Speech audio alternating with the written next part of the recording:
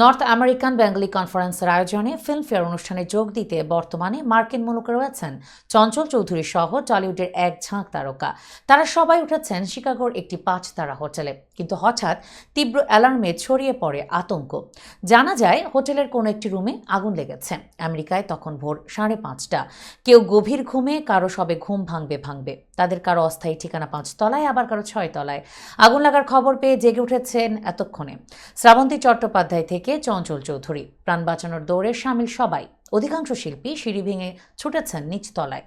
হ্যাঁ, আমেরিকায় অনুষ্ঠানে অংশ নিতে গিয়ে হোটেলে এভাবেই অগ্নিকাণ্ডের মুখোমুখি হলেন তারকারা। আতঙ্কে গা শিউরে ওঠে সবার। পরিচালক অরিন্দম শীল সংবাদ মাধ্যমকে এভাবেই বলেন, গরম পোশাক গায়ে জড়ানোর সময়টুকুও পাননি তারা। ওই অবস্থাতেই 5 তলা থেকে 1 তলায়। অরিন্দম আরও জানিয়েছেন, সবচেয়ে খারাপ অবস্থা অভিনেত্রী মমতা শঙ্করের। তিনি না পারছেন সিঁড়ি ভাঙতে, না পারছেন কোথাও দাঁড়াতে। ব্যথা নিয়ে কোনো মতে এক পা করে সিঁড়ি বেয়ে নেমেছেন। অন্যদিকে ভারতীয় উপমহাদেশের কিংবদন্তি চিত্রকার মৃণাল সেনকে নিয়ে সিনেমা নির্মাণ করেছেন পশ্চিম বাংলা নির্মাতা সৃজিত মুখার্জি। সিনেমার নাম পদাতিক।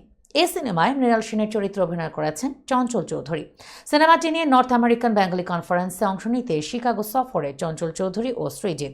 ওই আয়োজনে অংশ নিতে বর্তমানে শিকাগোতে আছেন সৌরসেনী মৈত্র, অম্বরীশ ভট্টাচার্য, অর্জুন চক্রবর্তী, অনির্বাণ ভট্টাচার্য, তনুশ্রী চক্রবর্তী, সোহিনী সরকার, শ্রাবন্তী চট্টোপাধ্যায়, উজান গঙ্গোপাধ্যায়, সুদেষ্ণা রায় সহ আরও অনেক তারকা।